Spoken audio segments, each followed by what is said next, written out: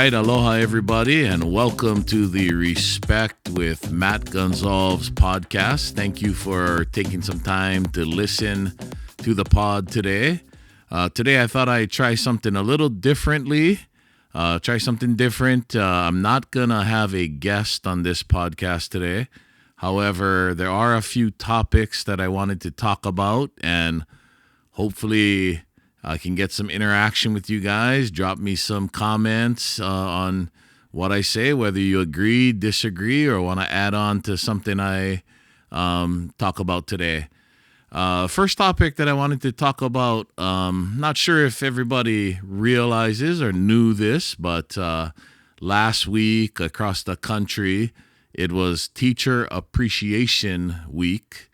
And this is a topic that is near and dear to my heart because, first of all, I come from a family of educators. Those who know me know this, but my dad was a longtime teacher in the Hawaii Department of Education. I believe he worked 38 years, taught at Hawaii High School, Kapaa High School, Kapaa Middle School.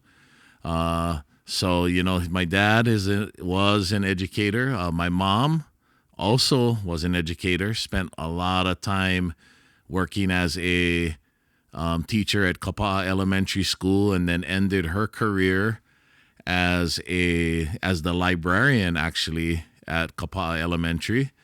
And even myself, after working for over 20 years in the TV production business after college, 8 years ago, I became a teacher, and I'm now teaching in my 8th year. So I've got a lot of appreciation, actually even more so now that I've been teaching. I've got a lot of appreciation for those great people out there that have decided to dedicate their lives to education and to teaching the next generation.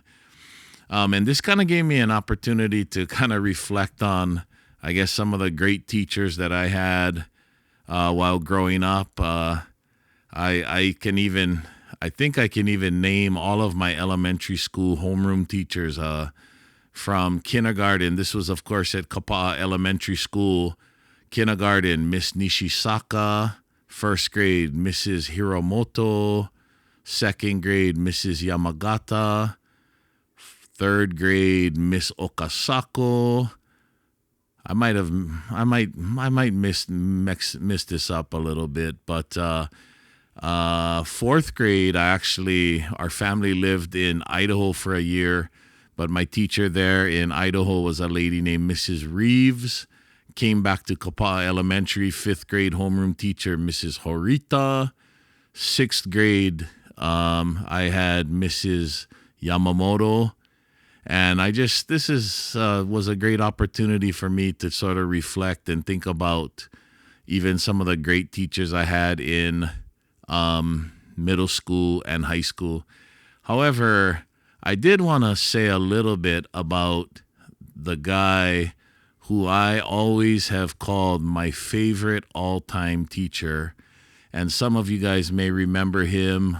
Sadly, he is no longer with us, but in the 9th grade, I took a Hawaiian language class at Kapaa High School from a guy named Peter Pohaku Nishimitsu. And I absolutely loved this Hawaiian language class, and I absolutely loved him as a teacher. He was funny, he was witty. We just did great activities, and I just have such fond memories of that class. And it's funny because when I run into some of the people that were in that class with me as a 9th grader, even today, 35 plus years later, we still call each other by our Hawaiian names that we learned during that class. We still joke around with each other. We still share whatever Hawaiian words or phrases we still remember. And I just think what an impact that Mr. Nishimitsu, Kumu Nishimitsu, made on me, and I'm sure countless other people. Sadly, I only took one class from him. I wish he would have stayed, but I believe after my freshman year, he left Kapaa High School and took on another role with the district or at another school. But I just want to give a big shout out to who I always the man who I always considered to be my favorite teacher growing up, and that was Kumu Pohaku Nishimitsu. I know a lot of you guys have been in his class or maybe danced hula. I believe he had his own halau. And so I'd love to see in the comments, you guys, let me know if you had Mr. Nishimitsu as a teacher or as a kumu hula or anything you guys can reminisce about regarding him. I would love to hear what you guys have to say. Anyway, so big shout out to all of the teachers, past and present. Like I said, my own family, I have 2 sisters who are also teachers. I have my 2 brothers are in education. My wife is in education. So this is definitely a topic and a something that's important and, like I said, near and dear to my heart. All right, now switching gears a little bit, the other topic I wanted to talk about is the University of Hawaii Men's Volleyball team. By now, hopefully you know that yesterday, the Rainbow Warrior men won the national championship, and I believe this is the 3rd national championship for Charlie Wade and the UH men. But one of the things that really stood out to me about the volleyball team was last weekend when they played in the first round of the NCAA tournament against USC. They actually hosted that game, and I believe Hawaii set a record for amount of people to come to attend a NCAA men's volleyball match, and I believe it was around 10,000 people, sold out crowd over there. At the same time, they were holding NCAA tournament games on the continent, I believe in California, and the numbers were nowhere near what the Hawaii crowd provided for the team. And so it kind of got me reflecting about how big the sport of volleyball is here in Hawaii. And of course, again, congratulations to Charlie Wade on their 3rd national championship. If you don't know, this past Saturday, they beat Long Beach State in the Final Four in the semifinals. And then they went on to beat UC Irvine yesterday for the national championship, which was pretty exciting. And all of Hawaii is very proud. But as I was thinking about Hawaii volleyball, I thought, wow, volleyball is such an amazing sport, but it's very it's a huge sport here in Hawaii, and I think we have the best volleyball fans in the country if you consider the men's and women's programs together. And so as I was kind of thinking about that, it made me think of like some of the greatest sports figures in the history of Hawaii. And so I know this is done a lot by a lot of different people, but I wanted to take a stab at my own Mount Rushmore of Hawaii sports figures. Okay. So Everybody knows what Mount Rushmore is, but just by way of review, if you don't remember your U.S. history lessons from high school, Mount Rushmore, there's 4 ex-presidents on Mount Rushmore. George Washington, Thomas Jefferson, Theodore Roosevelt, and Abraham Lincoln. Okay? And so I know in sports and in other things, people like to talk about the Mount Rushmores. But I am going to take a stab at the Mount Rushmore of Hawaii sports. Okay? And I'm not sure if these are in any particular order, but my number one face that would be on the Mount Rushmore of Hawaii sports history is none other than Duke Kahanamoku. I don't think I'm going to get an argument from too many people here, but again, if you disagree with me, let me know in the comments. But a couple of stats or a couple of things from his bio.